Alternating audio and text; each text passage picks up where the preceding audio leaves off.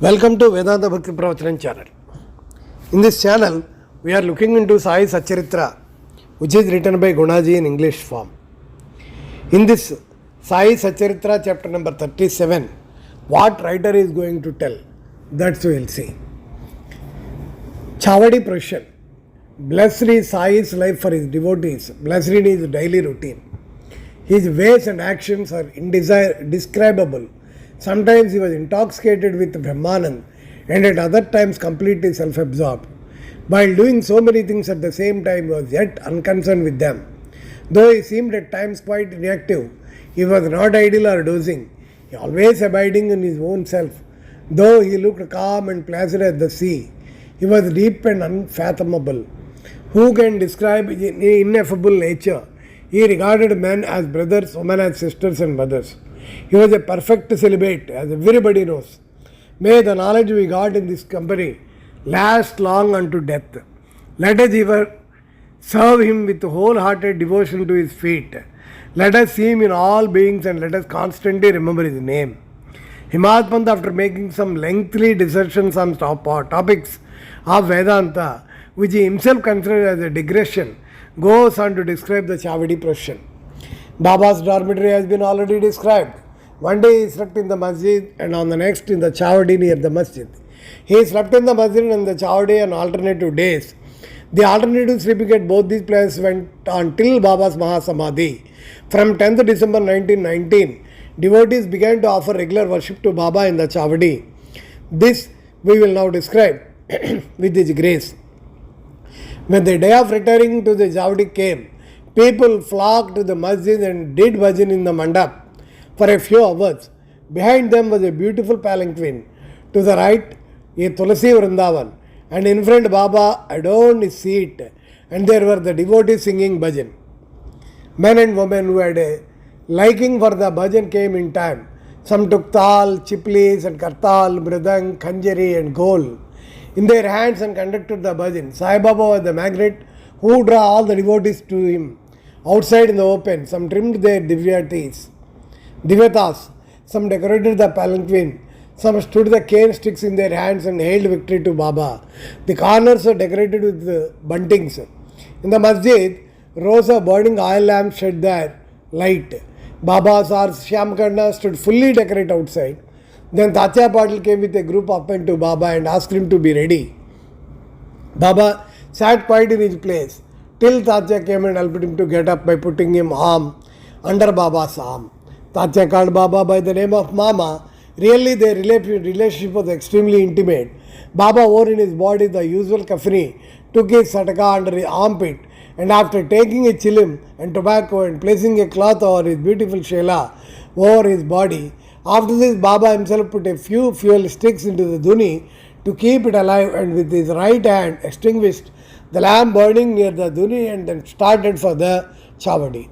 Then all the sorts of musical instruments, band and horns etc. gave out different sounds, and fireworks exhibited various colored bhajan to the accompaniment of mridang and veena. Some danced with joy and carried various flags. The Bahaldar announced Baba's name when he came to the steps of the masjid.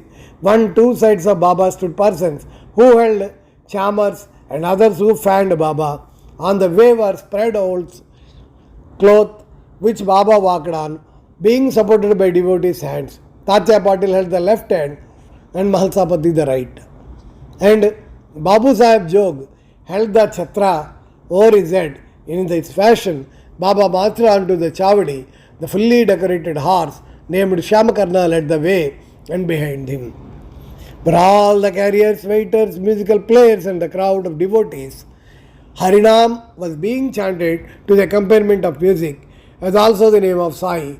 In this manner, the procession reached the corner, and everyone who joined this party seemed pleased and delighted. On reaching this corner, Baba stood facing the Chavadi and shone with a peculiar aura. It seemed as if the face of Baba took out the glory of the rising sun. Baba stood there with a concentrated mind, facing the north as if he was signaling something. All the instruments played music while Baba moved his right hand up and down for some time. Kaka Sahib Dikshit at this time came forward with a silver plate containing flowers beam smeared with gulal and threw them on Baba's body off and on. The musical instruments played their best at the juncture and Baba's face beamed with radiance and beauty, and all the persons viewed the lustre to their heart's content. Words fail to describe the splendor of this scene. Sometimes Malsapati began to dance as if possessed by someone deity, but all were surprised to see that Baba's concentration was least disturbed. With a lantern in his hand, Tatya Patil walked on Baba's left hand side and Bhagat Malsapati on the right, holding in his hand the hem of Baba's garment. What a beautiful procession and what an expression of devotion. To witness this man and woman, poor and rich, flocked there. Baba walked at very slow pace. Bhaktas followed on both sides with love and devotion. With joy permeating the whole atmosphere of the place, the procession reached the Chavadi. Those days are gone now. Nobody can see them in future. But by remembering and visualizing the sight, we can bring solace and ecstasy to our minds. The Chavadi was also fully decorated with a good white ceiling, mirrors and many sort of lamps. On reaching there, Tatya went ahead and spread an asan and placing a blaster, made Baba sit there and made him wear angarakha. Then the devotees worshipped in various ways. They put a crown on his head with a tuft above, placed garlands of flowers and jewels round his neck, and marking his forehead with musk mixed vertical lines. They gazed at him for long to their heart content. They changed his headdress now, and then held it aloft on the head, fearing the Baba might throw it away. Baba knew what the Bhaktas wished for and meekly submitted to all their ways without objection.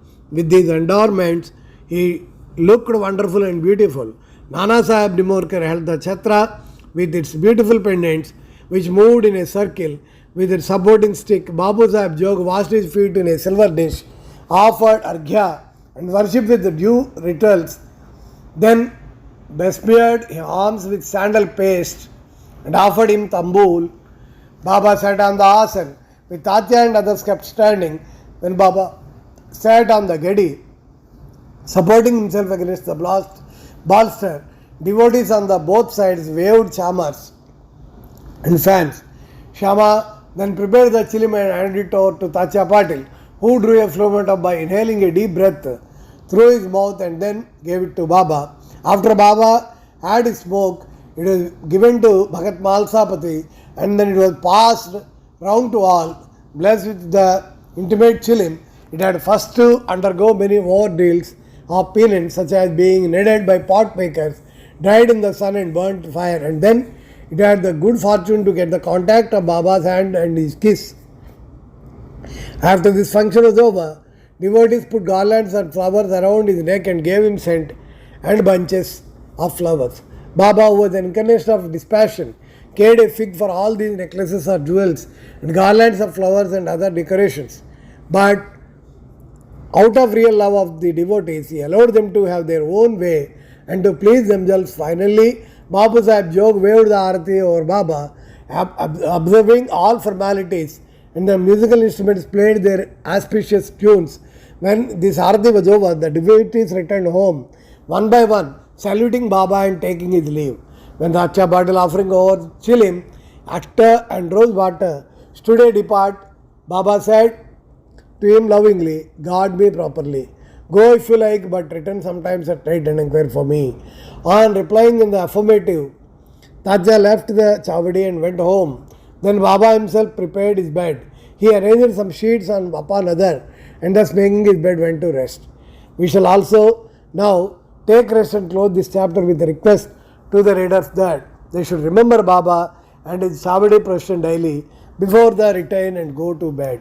Bow to Sri Sai. Peace be to all.